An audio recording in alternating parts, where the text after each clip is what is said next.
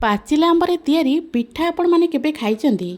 जदि पाचिला आंबर तैयारी पिठा आपण माने केबे भी बनै नांती ताले थरे एई पिठा को निहाती ट्राए करंतु। आज मु आपण मानक सहित अरुआ चाउल आउ पाचिला आंबर तैयारी गोटे बहुत सुंदर पिठार रेसिपीटे शेयर करी। देखिकी जानि परथिबे पिठाटा केते परफेक्ट बनिची। प्रत्येकटी पिठा एमती फुल्का फुल्का बनवा सहित खाइबा पे ये पिठा बहुत ही स्वादिया लगी थाए। नमस्कार, मु रश्मि यूट्यूब रे आपण समस्त को स्वागत। आशा करुच्ची आपण मानकु आज रही पिठार रेसिपी निश्चय पसंद आसीबो। वीडियो को संपूर्ण देखिबा पई अनुरोध। एबे चलंतु स्टार्ट करिबा आजिर रेसिपी। पिठा बनैबा पई मु एठी 2 कप अरुआ चाउल को पाखापाखी 4-5 घंटा आगु भलसे बतुरेकिना रखी देइथिली। तो ये देखिकी जानि परथिबे हाथ रे एमती चाउल को मक्चिला बेलकु ना चाउल पूरा गुंड हो जाउची। ता माने चाउल एठी पूरा भल भाबरे बतुरी जाइची। आपण माने चाहिले अरुआ चाउल को राति सारा बतुरेकी रखि परिबे। तो चाउल एमती भल भाबरे बतुरी गला परे एबे आमे कोन करबा ना, प्रथमे आमे कोन करनबा ना गोटे जगह सेट करनबा जो थिरे कि सबु जिंस को आमे मापिक नबा। सबु जिंस मापिबा पे प्रथम गोटे जगह सेट करनेबे जहा फल कि पिठाटा हमर पूरा परफेक्ट बनिबो। तो ये देखि परथिबे एठी गोटे छोट ताटिया नै जाइछि मु। आपण माने चाहिले ग्लास हो कि कप हो नै परिबे। तो एबे आमे कोन करबा एई ताटिया रे अरुआ चाउल को जो बतुरी रखथिले ना ताकू मापिकी देई दबा। तो ये मु चाउल को ताटिया रे पूरा फुल कर नौची। तो ताटिया रे चाउल को फुल कर सारा परे एबे आमे कोन करबा गोटे ग्राइंडर जार नै जिबा। सेई ग्राइंडर जार रे एई चाउल को देई दबा। तो ये मु 2 ताटिया अरुआ चाउल ए ग्राइंडर जार रे दे देबी। सांग माने आजिर ए रेसिपी वीडियो को आपण माने को जगार देखुचंती कमेंट करी निश्चय जणीबे, जहा फल कि मु मध्य आपण मानको धन्यवाद दे परिबी। तो अरुआ चाउल 2 ताटिया ग्राइंडर जार रे दे सारा परे ताकू आमे रखि नबा साइड रे। एपटे मु नै जाइछि 2टा मीडियम साइज रो पाचिला आंब।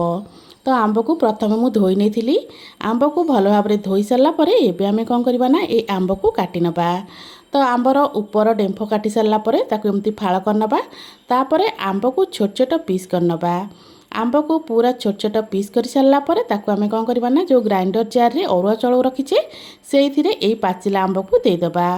एठी मु कहि रखुची जदि आपण मानकु आज रही रेसिपी वीडियो भल लागे वीडियो को लाइक करिवे, शेयर करिवे। जदि आपण माने मो चैनल रे नुवा अछंती ताहले प्लीज चैनल को सब्सक्राइब करबा सहित जदि आपण माने एई रेसिपी को फेसबुक रे देखुथिबे ताहले फॉलो करबा को बिल्कुल भी भूलिबेनी। तो ये देख पार्थिबे पाचिला आंब को दे सारा परे 2टा गुजराती रो मंजी एमती काढी दे दीची। ता सहित अल्प टिके पानी देकी एबे आमे कोन करबा ना पूरा चिकन करी बाटी आनिबा। तो ये देख पार्थिबे मु अरुआ चाउल और आंब को पूरा बढ़िया से चिकन करी बाटी नैची। तो ये आपण मानक मु देखौची देखिकी जानि पार्थिबे चाउलटा को पूरा चिकन करी बाटी नैची। बिल्कुल भी खद खदिया रखिबेनी, पूरा चिकन करी बाटी नेबे। एबे आमे कोन करबा गोटे बड़ जगह को एई बटा चाउल और आंबर पेस्ट को बा बैटर को काढी नबा। काढी सारा परे एबे आमे भलो भाबरे मिसेइबा। तो ये देख पार्थिबे बैटर कंसिस्टेंसी टिके बेसी बहलिया लगुची। तो ये आमे पानी ऐड करबा। जो पानीटा आपण माने देबे ना पूरा ठंडा पानी देबेनी, हल्का नख उषुम पानी देबे। हल्का नख उषुम पानी देले कोन हो ना पिठाटा पूरा नरम बनबा सहित पूरा फुल्का फुल्का मध्य बनिबो। तो अल्प अल्प पानी देई आकु भलो भाबरे आमे मिसेइ नबा। पाखापाखि 3 ରୁ 4 मिनिट पर्यंत आकु मु भल भाबरे गोळै थिली। 3-4 मिनिट भल भाबरे मिसेइ सारला परे एठी आमे ऐड करतबा चीनी। तो एठी मु जो ताटिया रे मापिकी चाउल नेथिली सेई ताटिया रे मापिकी आधा ताटिया चीनी देइथिली। तो जेतु पाचिला आंब मिठा थाए सेति पे मु एठी आधा ताटिया चीनी देइथिली। आपण मानकु केतिकी मिठा खाइबा पसंद आपण माने सेई हिसाब रे चीनी रो परिमाण को एठी कम अधिक करि परिबे। तो चीनी को देई सारला परे आकु भल भाबरे मिसेइ नबा। जेहेतु आमे हल्का नख उषुम पानी देइछे ना तो चीनीटा सांग सांग हमर गोळी हे जिवो।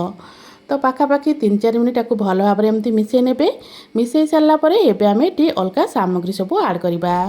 तो जेमिति कि एठी मु नै जाइछि गोटे ताटिया रे बा जो मेजरमेंट ताटिया रे मापिकी सब जिंस को नैथिली सेई ताटिया रे मापिकी एठी आधा ताटिया नै जाइछि मैदा। आपण माने चाहिले मैदा बदल रे आटा मध्य नै परिबे। ता सहित स्वाद मुताबिक देइ दबा लूण आउ मैदा को दे सारा पर भल भाबरे आको फेंटी नबा। जदि आपण मानकु एई जगह रे बैटर कंसिस्टेंसी टिके बेसी गाढ़ा बा बहलिया लागिबो ताहाले आपण माने एठी अल्प उषुम पानी आउ देई परिबे। तो मु एठी प्रथमे भल भाबरे सब जिनिस को मिसई नउची। मिसई सला परे आमे चेक करनबा बैटर कंसिस्टेंसी। तो एठी देखि परथिबे मो बैटर कंसिस्टेंसी एठी पूरा परफेक्ट अछि। आमको एमिति कंसिस्टेंसी रा बैटर ही दरकार। एमिति बैटर हेले कोन हबना पिठाटा पूरा बढ़िया बनिबो। तो ये आपण मैंने बैटर कंसिस्टेंसी देखी जानी पारे एमती ही रखिए। तो ये आमको पानी और बिल्कुल भी आवश्यकता नहीं। तो एबे आपको रखी ना साइड्रे। एबे चलतु जीवा गैस पाखक। प्रथमे गैस उपर गोटे कड़े बसई नहीं। एबे से अल्प तेल दे तेल को भल भाव में गरम होगापी छाड़ीदबा। तेल आमर भल भाव में गरम हो सारापर अल्प टिके बैटर दे एबे चेक करनबा तेलटा भल से गरम हो कि नहीं। तो ये देखिपे अल्प टिके बैटर देलापर यहाँ सांगे सांगे फुलवाक लगुच। तो मैंने तेल ये पूरा बढ़िया से गरम हो सारा। एबे ये आम डंकी अधा डंकी बैटर नबा। बैटर को गोटे डायरेक्शन रे एमती देदेबा। दे सारापर देखिए सांगे सांगे पिठाटा आमर फुलवाक लगिबो। तो ये देखिपे पिठा सांगे सांगे आमर फुलवाक लगिलानी। पिठा एमती फुलवाक लगिला परे ताको आम कौन करबा ना हल्का हल्का एमती ऊपर को उठे नबा। ऊपर को उठे सारा पर पिठा देखिपे पूरा बेलून परिका फुली जाइए। तो ये आम कौन करबा ना ये पिठा को आरपट साइड को पलटई नबा। एमती एपट सेपट करके पिठार दुई पट साइड को हल्का हल्का रेड करके आम छाणी नबा। तो ये देखिपे पिठार गोटे पट साइड हल्का हल्का कलर आसीगला। एबे पिठा को मु आरपट को पलटई नौची। एबे गैस रो फ्लेम ये आमर मीडियम रे ही अच्छी। मीडियम फ्लेम रे एमती एपट सेपट करके पिठा को एमती लाल लाल करके आम छाणी नबा। जदि आपण माने मेजरमेंट रो ध्यान रखिबे ताहले आपणकर प्रत्येकटा पिठा एमती फुल्का फुल्का ही बनिबो। तो ये देखिपे पिठा आमर हो गलानी। एबे पिठा को काढ़ी गोटे जगह रखी नबा। एबे सेम प्रोसेस रे सबु जाक पिठा को आम एठी बनै नबा। तो सबुजाक पिठा को बन सारा पर ये गोटे जगह को काढ़ी नहीं। देखिपे सबुजाक पिठा मोर बढ़िया से पूरा फुली थिला। पिठा देखापी जी सुंदर लगुच ना खावाई भी सेतिकी ही सुआदिया लगी थाए। आशा करुँची आपण मानकु आंब चाउल तैयारी ए पिठार रेसिपी निश्चय पसंद आसथिबो। पुणी आसिबी गोटे नुआ रेसिपी नहीं से पर्यंत रहूची। नमस्कार। जय जगन्नाथ।